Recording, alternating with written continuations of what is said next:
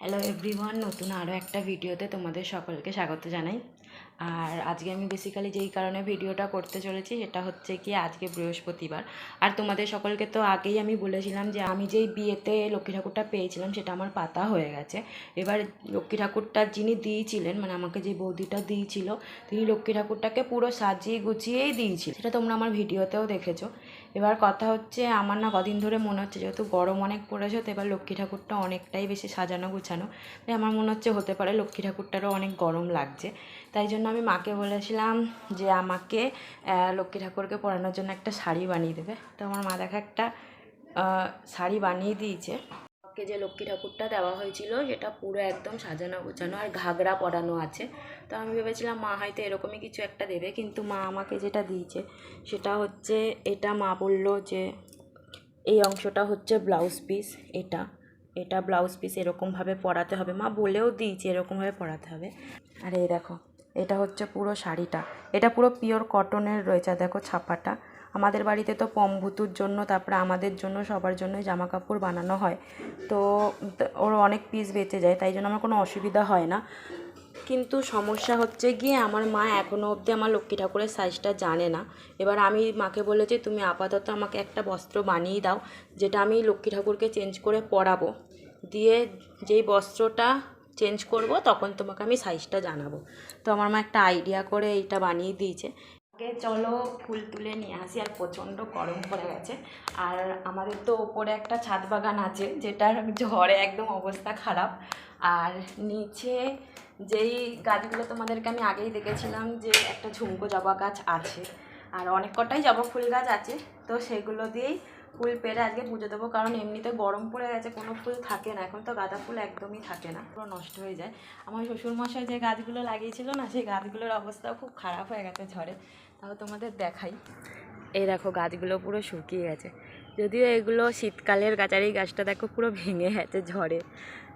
তাও যে কটা ফুল আছে এগুলো তুলে নিয়ে পুজো দেব। আর এরপরে আবার নতুন গাছ লাগানো হবে গরমকালে।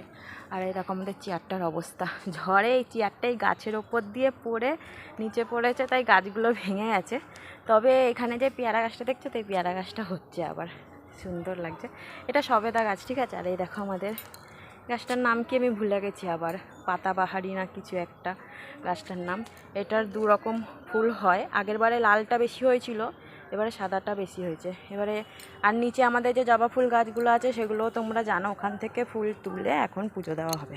একটা ফুল তুলে নিয়েছি, আর নিচে জবা ফুল কটা হয়েছে দেখি। একটাই হয়, যদিও অনেক হয় না। তো সেগুলো দিয়ে এখন পুজো দেবো। আর আজকে আমি নিজেও শাড়ি পরেছি, মা লক্ষ্মীকে শাড়ি পরাবার, নিজে শাড়ি পরবো না, ওই জন্য নিজেও শাড়ি পরে নিয়েছি। আমার মোটামুটি সব ফুল তোলা কমপ্লিট। কোথাও আছে, এগুলো খোলা যায়।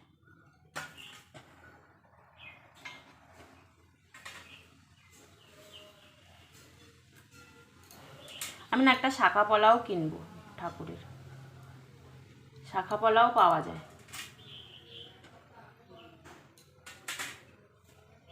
চুলটা অনেকটা বড়।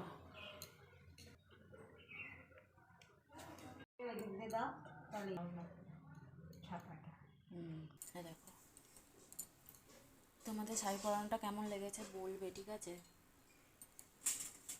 আমার ইচ্ছা আছে এই মা লক্ষ্মীর চুলটা একটু হালকা ফুলকার ওপর কিনতে, আর যদি একটু খোপা করা পাওয়া যায় তো খুবই ভালো হবে, কিন্তু এখন দেখা যাক পাই কি না। একটা ধানের শীষ হলে ভালো হতো। এখানটা আমি ভিডিওতে দেখেছি সবাই ধানের শীষ দেয়, কিন্তু আপাতত আমার কাছে তো নেই। আর এটা আমার মায়ের হাতের তৈরি বানানো শাড়ি।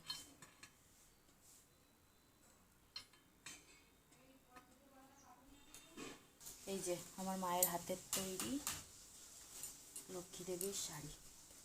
তো বেসিক্যালি এই ছিল আমার আজকের ব্লগ, যেখানে আমার মেনলি তোমাদের ওই শাড়িটাই দেখানোর ইচ্ছা ছিল। আর তোমাদের এই শাড়িটা কেমন লেগেছে অবশ্যই জানিও, অনেক কষ্ট করে পরিয়েছি, যেহেতু প্রথমবার পরিয়েছি। তো তো আজকের মতন আসি, তাহলে দেখা হবে আবার নেক্সট ব্লগে। আজকের মতন টাটা। আর হ্যাঁ, অবশ্যই কেমন হয়েছে শাড়িটা সেটা কিন্তু জানাতে একদম ভুলবে না। Bye bye.